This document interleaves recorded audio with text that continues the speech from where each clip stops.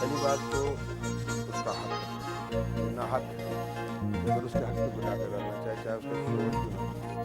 میں back set پہ، میں تو اسپیئر ویل کے اوپر بیٹھوں گا بھائی، بیک سیٹ پہ تو میں نے لیڈروں کو بٹھانا ہے۔ بہرحال میں صرف یہ کہہ سکتا ہوں کہ ایسے دستور کو، ایسے صبح بے نور کو میں نہیں مانتا، میں نہیں مانتا۔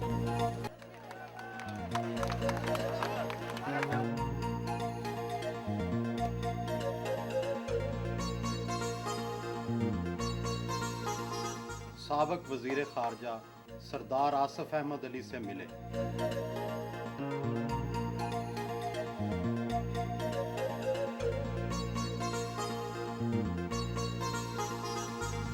ان کی بہن اور ضلعی ناظم نواب شاہ فریال تالپور اور بھانجی بھی ان کے ساتھ ساتھ تھی۔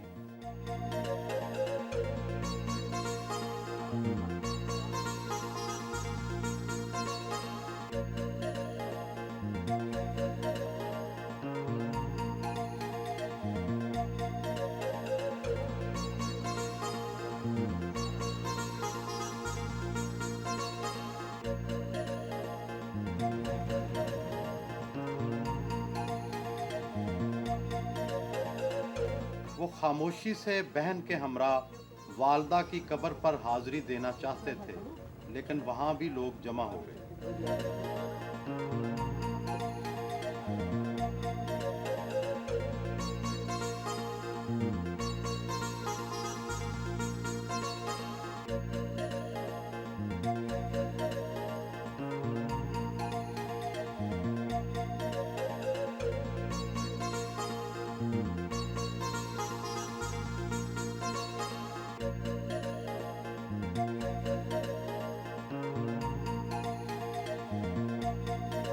والدہ کے مزار کے ڈیزائن کا جائزہ لیا۔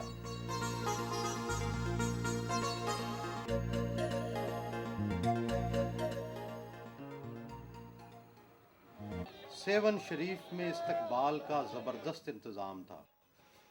پہلی بات تو لال سائی نے اور سخی دربار نے مجھے بڑی عزت دی، مجھے وہ مقام دیا، مجھے وہ عزت دی جو کم دوستوں کو اس زندگی میں میرا خیال ہے ملی ہے اور ملے گی۔ صوفیزم کا اور شاہ صاحب کا تو چولی داموں کا ساتھ ہے، تو صوفیزم کی جو تھاٹ ہے اور شاہ صاحب کا جو بیت ہیں اور شاہ صاحب کی جو کلام ہے، وہ تو اب یہ کہہ دیں کہ کلندر کلندر ہے، گودڑی میں کلندر ہے، گودڑی میں لال ہم کہتے ہیں سندھ میں۔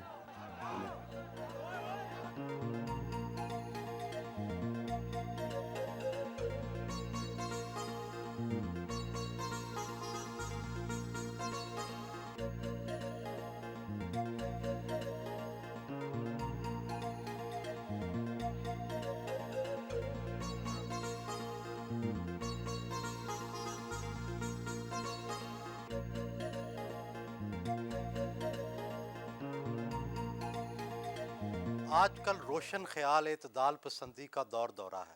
آپ کے خیال میں معاشرے میں کیا بدلا جائے کہ لبرلزم آ جائے؟ میرا تو خیال ہے کہ سوچ بدلی جائے، سول سوسائٹی کو یہ سوچ آنی چاہیے، اور انشاءاللہ ہم کوشش کریں گے کہ آئے گی، کہ میرا رائٹ وہاں ختم ہو گیا جہاں میرا ناک ختم ہو گیا، اب کسی اور کا رائٹ ہے۔ کیا ایسا ممکن ہے کہ بے نظیر بھٹو کے وطن واپس آئے بغیر آپ ملک کے وزیر اعظم بن جائیں؟ میں آپ سے عرض کروں کہ ایسا ممکن نہیں ہے۔ پہلی بات تو اس کا حق ہے، یہ ناحق ہے کہ اگر اس کے حق پہ کوئی ڈاکہ ڈالنا چاہے، چاہے اس کا شوہر کیوں نہ ہو، کوئی بھی ہو، یہ اس کا حق ہے، اور یہ حق اس کو عوام نے دیا ہے۔ سمجھ رہے ہیں آپ؟